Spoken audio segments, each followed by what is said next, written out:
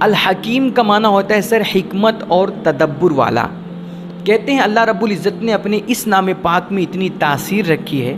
کہ اگر کسی کا کوئی کام پھنسا ہوا ہے، اٹکا ہوا ہے،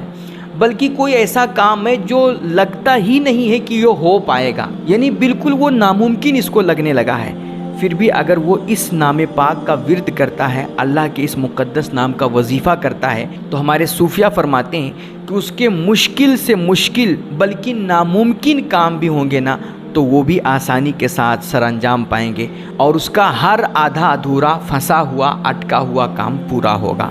اور جو شخص باوضو ہو کر کے پورے ذوق اور شوق کے ساتھ سر یعنی کہ بالکل والہانہ انداز میں تڑپ اور محبت کے ساتھ اللہ کے اس نام پاک کو 100 مرتبہ اس طرح پڑھے نا کہ پڑھتے پڑھتے اس پر وجد آ جائے، وجد کی کیفیت طاری ہو جائے، تو کہتے ہیں سر اگر ایسی کیفیت اس پہ طاری ہوتی ہے نا